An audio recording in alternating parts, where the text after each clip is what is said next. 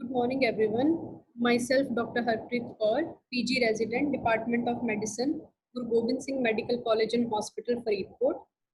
I am presenting my oral presentation on topic of lead poisoning, a case report.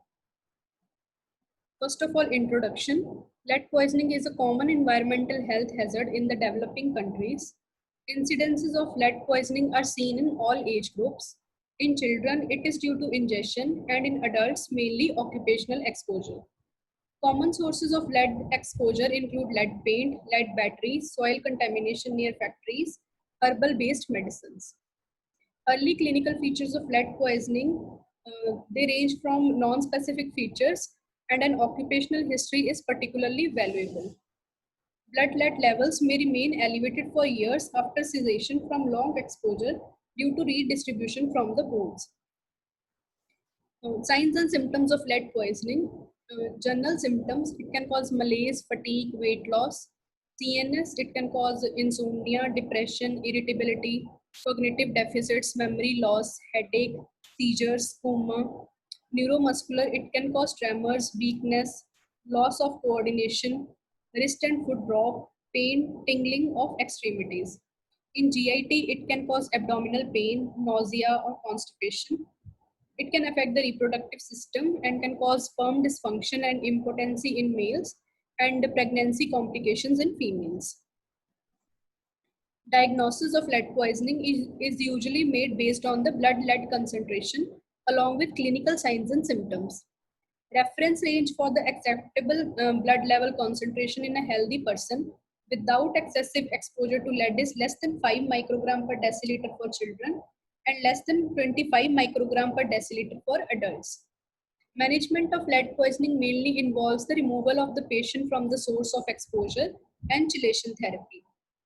The common agents used for chelation therapy are dimercaprol, 2,3-dimercaptosuccinic acid, ethylene diamine tetraacetic acid, that is EDTA, and penicillamine. Moving to the case report, a 25-year-old male presented with complaints of abdominal pain since 3 months, malaise and arthralgias, and 1 episode of seizure. On history, he told that he started working at the age of 12 years in a battery making factory. He admitted to routinely handling lead without wearing any mask or other precautions. On examination, pallor was present, butonial line was present on the gums, abdominal tenderness was present, and rest of the examination was unremarkable. These are the blood investigation. Blood investigation showed anemia, that is HB of 6.1 gram per deciliter, PLC of 8500 per cubic millimeter, and platelet count of 1 lakh per cubic millimeter. MCV was 72 femtoliter, and PBF was suggestive of microcytic hypochromic anemia.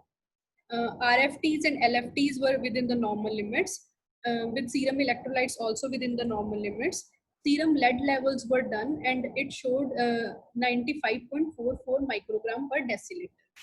That is above the reference range for the adults. X-ray of the wrist showed metaphyseal bands. MRI brain was done, which was suggestive of symmetrical T2 flare hyperintensities involving the deep gray matter, brainstem, and subcortical white matter, which was suggestive of the possibility of toxic or metabolic encephalopathy. Patient was treated with chelation therapy, that is penicillamine, and with anti-epileptics, and was advised to change work. Discussion: lead poisoning, acute or chronic, is a serious disease that can affect the humans.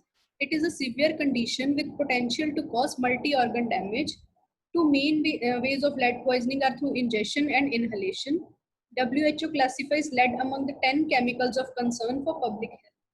Lead represents about 0.6% of the global disease burden. The most important factor in the management of such cases is to prevent the exposure to lead. There is strong need for widespread education and awareness related to lead poisoning for the safety of workers in industrial units.